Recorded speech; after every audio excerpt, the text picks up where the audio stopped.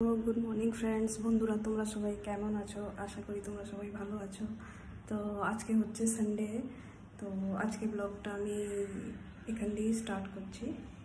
তো চলো, ঘরের কাজ এখন আমি করছি।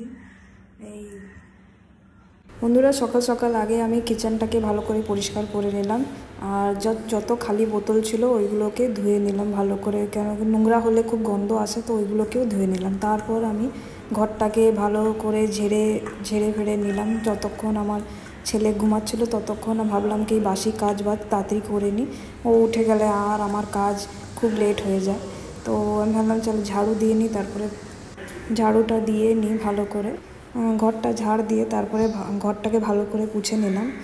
কে বাচ্চা মানুষ থাকলে ঘরে খুব নোংরা হয়, ও এদিক ওদিক জিনিস ছড়িয়ে রাখে। তো তাতে যতক্ষণ ঘুমাচ্ছে আমি ভাবলাম বাসি কাজটা তাড়াতাড়ি সেরে নিই, তো ওটাই আমি ভালো করে নিচ্ছি।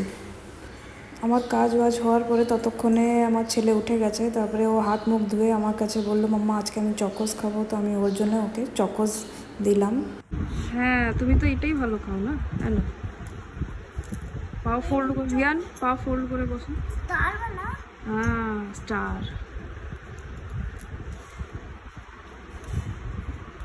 চলো বন্ধুরা, আমিও একটু চা খেয়ে নিই। একটু টাইম হয়ে গেছে, এখন 9:30। তো কাজ টাজ করে এখন চা খেয়ে নিই, তারপরে চান ফান করবো।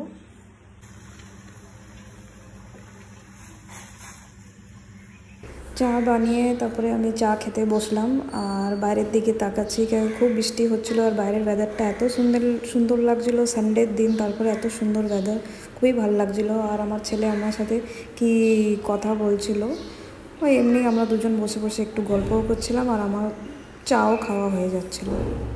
বন্ধুরা, আমার এখন চান হয়ে গেছে, আর এখন আমি পুজো করব। আরে দেখো, এরকম আজকে সানডে মানাচ্ছে বসে বসে, না পড়া আছে, না পড়াশোনা করছে, না কিছু, খালি খেলছে আর স্কুটারটা চালাচ্ছে। বসে বসে স্কুটার চালাচ্ছে।